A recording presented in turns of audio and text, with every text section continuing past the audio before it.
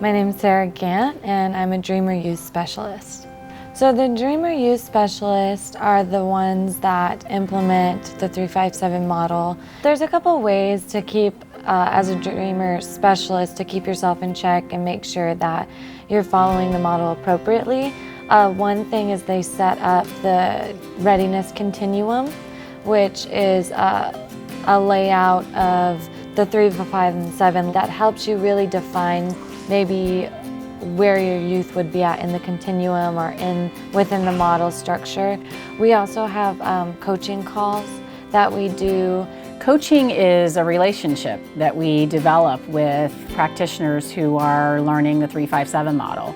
So after they've been through training and they've learned about the philosophical shifts and the theories behind the model, the constructs of the model, we engage those individuals in regular conversation. Coaching is important because it's not enough to learn a theoretical construct or a framework in a training session and then be able to come back and use that in your work.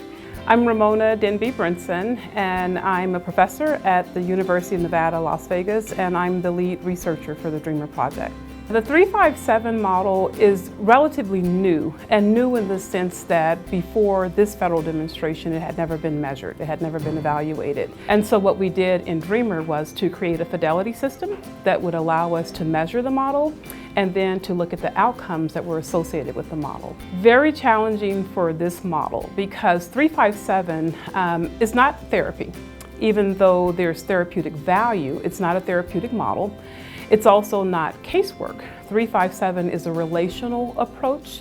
I'm Dr. Keith Alford from Syracuse University, Syracuse, New York, and I am a researcher and consultant on the DREAMR project. It's very important for them to engage in their own self-inventory or evaluative process, and we also observe from what we can see in terms of their interactions with their foster parents, their interactions also with the other mentors and other interventionists as well.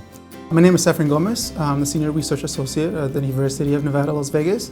I'm also the study coordinator for the DREAMR project. So we have about 5 different measures that we use, or 5 different surveys that we use to measure the implementation of the 357 model.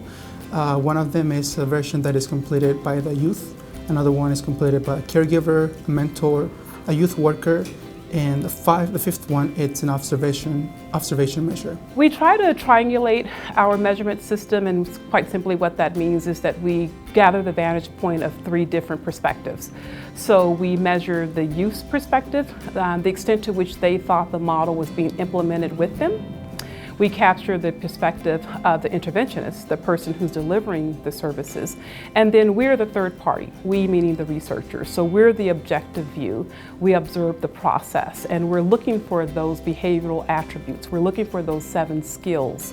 So we have, I think, maybe 2 categories. We can think of these 2 categories of measures or surveys. So one of them is a self-report. We know that some of the self-reports that are used in research are subject to bias. So we wanted to increase objectivity in our Fidelity tools by adding an additional observation measure, which consists of 2 observers from a research team that would attend a site visit with the interventionists and the youth, and then they will evaluate the behavioral attributes related to the 357 model.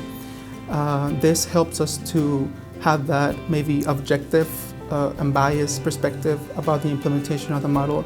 The good part of all of this is that there's a great deal of sharing with respect to the DREAMR project, and so we get a chance to talk with all of the individuals who are working with these youth in a way that we glean from their experiences as to what has been successful and what has not been successful. This has been one of the most rewarding projects I've ever done in my career, because what we were able to do was really to bring together various stakeholders.